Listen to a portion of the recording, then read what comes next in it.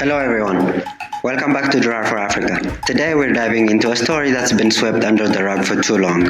How Eritrea, a nation standing firm amidst mounting international pressure, faces unfair sanctions and double standards from the global stage. From targeted sanctions imposed by the US to accusations of forced regime change using neighboring Ethiopia as a pawn, Eritrea has been cast as a villain in a geopolitical game where the rules are anything but fair. But what is the truth behind these allegations? Are the so-called humanitarian efforts really aiding Eritrea, or are they draining the country of its resources and dignity? Today we're breaking down the biases, the double standards, and the political agendas that have clouded the real story of Eritrea. It's time to question the narrative and advocate for true dialogue and cooperation.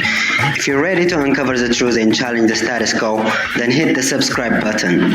Give this video a thumbs up and let's get started. You're well aware that over 6 decades, Eritrea has been treated most unfairly by the United Nations and the international system.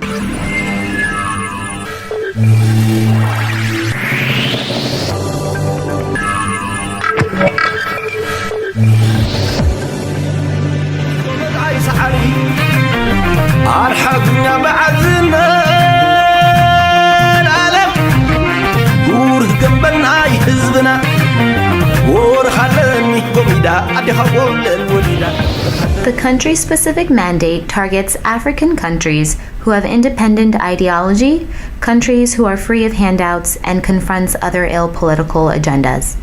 As the South African Minister of Justice, Mr. Michael Masuta, puts it, it is producing a scenario of forced regime change by one country on another.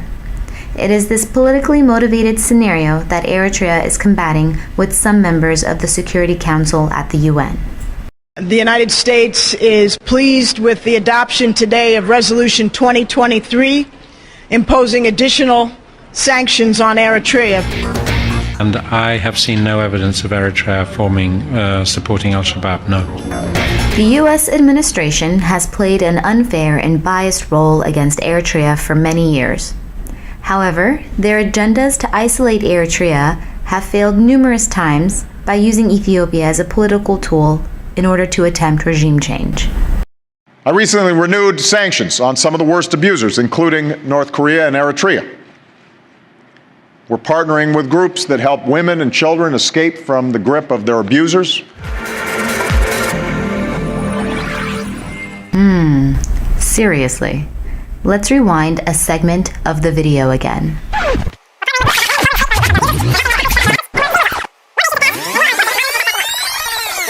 We're partnering with groups that help women and children escape from the grip of their abusers. Partnerships with groups that help women and children escape?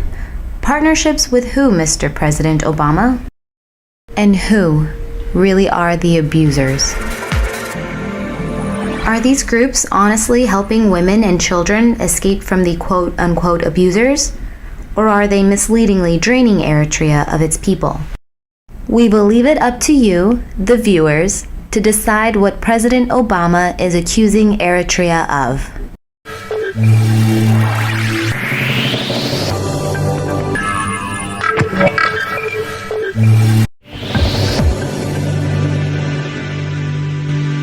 Eritrea, as it will keep stressing, is a nation born in the struggle for human rights. Its number one priority remains ensuring the welfare and dignity of its people.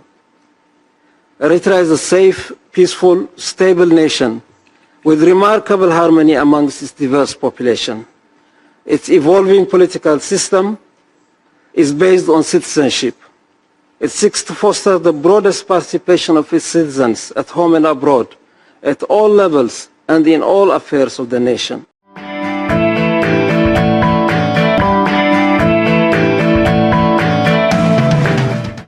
In traveling to Eritrea and in discussions with the Eritrean government, I have to say that I have found that there is one thing that I have in common with them that I hold very strongly, and that is a conviction that the U.S. government has not been a force for good in Eritrea, that the U.S. government policies towards Eritrea are a barrier to progress. And it is addressing those barriers to progress that I hope to accomplish.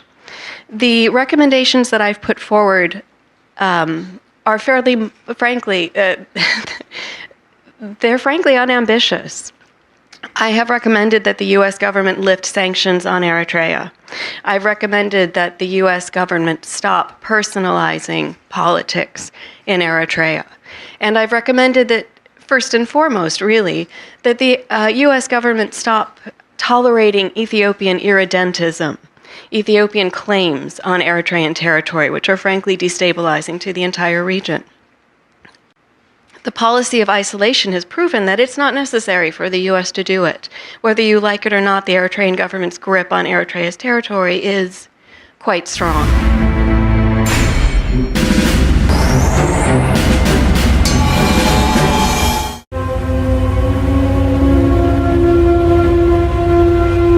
My delegation would like to appreciate the Special Rapporteur for her oral update in her capacity as a member of the former Inquiry Commission on Eritrea, as well as in her capacity as a Special Rapporteur. We appreciate her courageous commitment and decisiveness in accounting those crimes committed against humanity in Eritrea.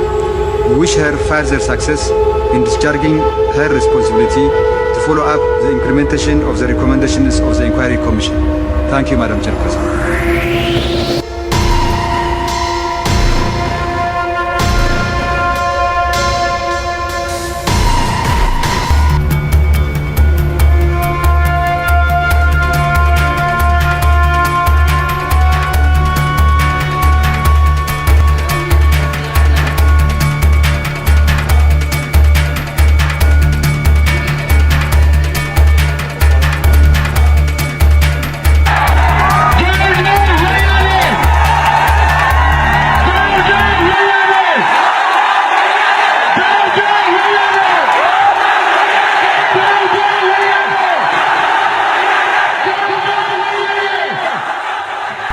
Regardless of this fact, the UN gave a blind eye to the gross human rights violations committed by the minority ethnic-oriented regime in Ethiopia. The UN further allowed the regime in Ethiopia to accuse Eritrea of human rights violations, while this regime is terrorizing and murdering subgroups such as the Oromo and Amhara ethnic groups. U.S. advisors accompanied the Ethiopians down to the company level. The Ethiopian regime continues its crimes against humanity, both within and outside the country's borders. These are the men who have been armed to the teeth. The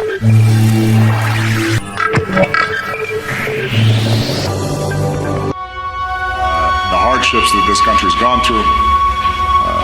It has been relatively recently in which the Constitution that was formed and the elections put forward a democratically elected government. He is facing criticism after twice describing Ethiopia as a democratically elected government, despite a recent parliamentary election when Ethiopia's ruling party won 100% of the country's 547 parliament seats. I think the Prime Minister of Ethiopia was just elected in with 100% of the vote. Does he think that that was a democratic election? I said 100%. Fine. Having fun. Could you say one more? The double standards of the United Nations.